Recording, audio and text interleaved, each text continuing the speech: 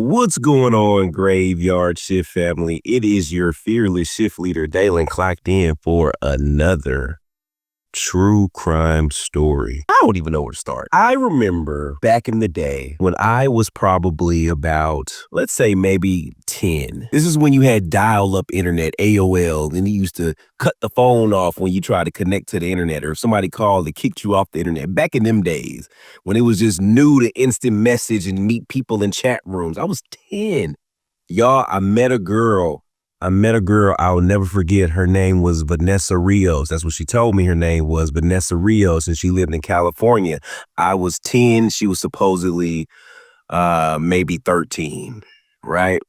And I remember this girl writing me a letter. I gave her my address. Why did I give her my address? Because I was 10. Clearly, I was the kid that would have went in the back of a white van if you would have told me you had puppies and bubbles. So I give Vanessa Rios, 12-year-old Vanessa Rios, my address, and she sends me a letter. And I'll never forget getting the letter in the mail and my mother opening it and reading it. Because she's like, who's sending you a letter at 10, sir? What pen pal you done made? And the letter was just all this sexual and provocative stuff. And I'm clueless. I'm like, it's my girlfriend. Now that I think about it as a 40-year-old adult, Vanessa Rios was probably Tony Johnson, 45-year-old man living in his mama's basement somewhere in California, preying on me, Little Chocolate Dalen. Almost got by Tony's ass. So I say all that to say, you just never know, and it's easy for a child to fall victim of the intentions and motives of people you couldn't even imagine. Watch your kids, y'all. Pay attention. And I'm glad my mama read that letter. Because if she didn't, I might have been writing Tony back. You gonna do what to me, baby? Man, that's horrible. That's horrible. That's horrible. I don't know. Maybe it was Vanessa Rios. I don't know. I'm just saying. It was a lot going on to be 10 and 12. And your penmanship looked like an adult. Vanessa, sir. I am wild. Because now that I think about it, I seriously could have been put myself in a very, very horrible predicament. Being young, sneaking around. But again, parents, be vigilant. So this story here takes us back to the year 2000. Now, you see, in the early morning hours of June 24th, 2000, 15-year-old Trisha Autry vanished from her home in Hiram, Utah. Now, you see, her mother, Joanne, discovered that her daughter, Trisha, was missing from her bedroom. So Joanne and her other daughters searched the neighborhood high and low looking for Trisha. And nobody could find her. No one had seen her. No one had heard from her. It's almost like Trisha had literally just vanished in thin air. Now, when people started looking into Trisha's background, they started to realize that her adolescence wasn't as sweet as it should have been. You see, Trisha was often ostracized and made fun of by her other classmates and kids at her school. She was often getting bullied. She just wasn't being socially accepted by her peers. And we all know that at that age, you know, the 14, 15, that's your pivotal years. You're transitioning into high school. You're starting to figure yourself out, find yourself. You're turning into a young lady, to a young man. And it's just, you know, it can be a tough time when you feel like you're not being accepted by those who you feel like should be accepting you. So it was said that Trisha didn't really even have any friends to communicate with. She didn't really hang out with anybody at school. For all accounts, Trisha was pretty much a loner. So once Trisha was reported missing, the police jumped to the number one conclusion. They was like, maybe Trisha just ran away. Maybe she was just frustrated of not being liked or not having friends or not being accepted or loved. Then maybe she just decided to run away and just start anew. But see, the only problem with that theory is that Trisha had left all of her belongings behind. Like, it was almost like she didn't take anything with her. Now, her family believes that Trisha might have planned to meet someone that she might have met off the internet. Somebody in her family, you know, just really believed that someone had, you know, started talking to her and befriended her and, you know, started some sort of relationship with her, whether it's a friendship or something more, and they might have convinced her to come out and meet them. Now, you see, prior to Trisha's disappearance, she had spent the time writing a few fantasy stories. They said that she was known to write a lot, but just as the time progressed closer to when she became missing, a lot of her stories seemed to be revolving around this fantasy world. You see, she started writing 1 to 2 weeks before she disappeared. And according to her family, on some occasions, she would stay up all night writing. So she had stayed up late the night that Trisha had vanished.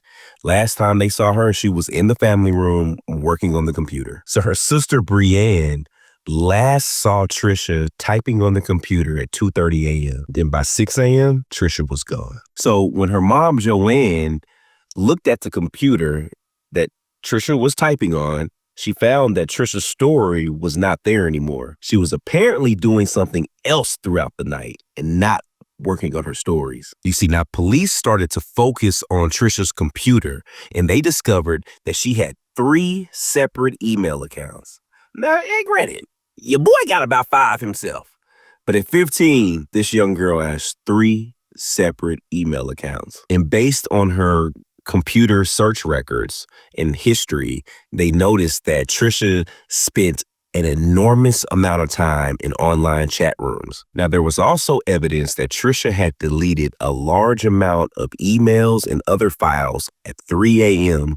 the night that she disappeared. Now, a computer expert believes that someone literally taught Trisha how to delete these files and delete all this information, because it was just very, very unlikely and uncanny that this 15-year-old young girl, typically a loner, would just have the knowledge or the desire to delete all these messages without being coerced. Now, on several occasions, neighbors did notice some weird, suspicious activity near the Autry home. Now, 2 weeks before Trisha vanished, a neighbor had seen her getting out of a red car. Now, the neighbor felt like the way that Trisha got out the car, it looked like she was being sneaky. Like, the neighbor felt like Trisha got out the car on one of them, all right, the coast is clear type, let me get on type situations.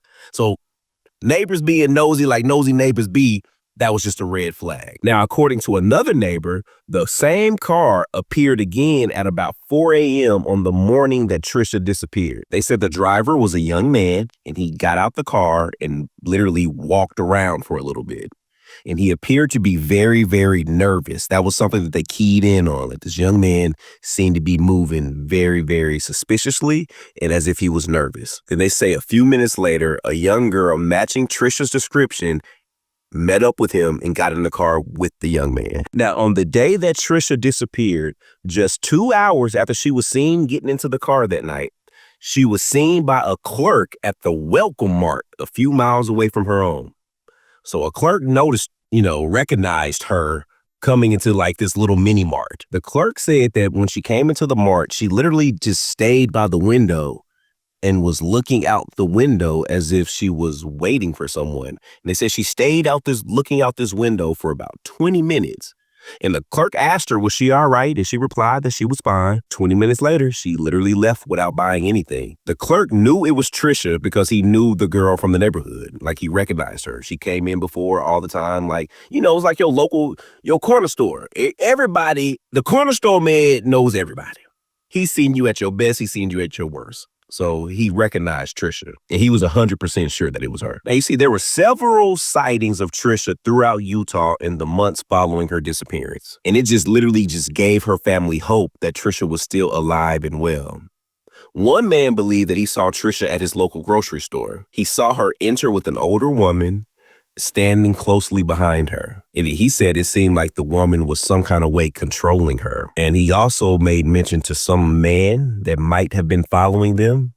Seemed like he could have been with them. Now, the description of this man that allegedly was with Trisha and this older woman matched the description of the young guy who allegedly picked up Trisha the night that she vanished. See, the witness believed that Trisha was drugged and abused. He said something about her didn't look right. It looked like she had been through something, like she needed help. So throughout this whole ordeal, Trisha's family and the police was just hoping that any sort of information, a clue, a tip, anything would come through that would lead them to where Trisha was, alive and well. The police had no suspects. The only little bit of information they had was the driver of this red car, a young guy that a couple of people saw. He was never identified. And just the thought that she might be with an older white woman as well, based on the people that saw them at the grocery store. But sadly, 6 months after Trisha's disappearance, police began to investigate 28-year-old Cody Lynn Nielsen. He was a maintenance man at the Predator Research Facility near Millville, Utah, which is literally only 8 miles away from Hiram. You see, shortly after Trisha's disappearance, he was seen using a backhoe on a facility property to dig deep trenches, and then he was refilling them with dirt for no apparent reason. So this man is at work with a big old, it's called a backhoe. Now, I don't know what a front hoe is, but a backhoe apparently is something that you dig up dirt with. So this man was digging holes and just filling them back with dirt, and he got caught. He had no explanation why he was doing so. So people thought this was sketchy, so they called the police. The police came out and was trying to figure out why this man was digging holes and burying stuff.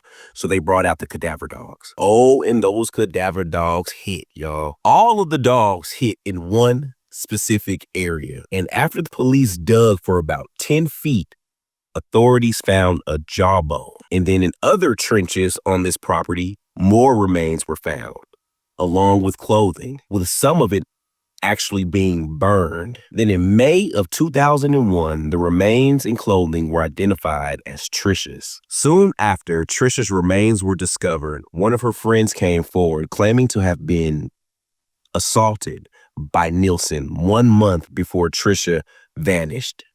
She claimed that he had offered her a ride home from school, but instead took her to Predator Research Facility where he assaulted her. She also told police that he had given Trisha his pager number in the past. Then in June 2001, Nielsen was charged with kidnapping and first-degree murder. He was also charged with the friend's assault. He admitted to killing Trisha, but claimed that her death was an accident. He initially pleaded guilty, but later withdrew his plea. At trial, 4 other women testified that he had assaulted them as well, and other witnesses testified that he had stalked Trisha prior to her disappearance. Then in January 2004, he was convicted of murder and given a life sentence without parole. His conviction was upheld in 2013. Sadly, Trisha's parents have both since passed away.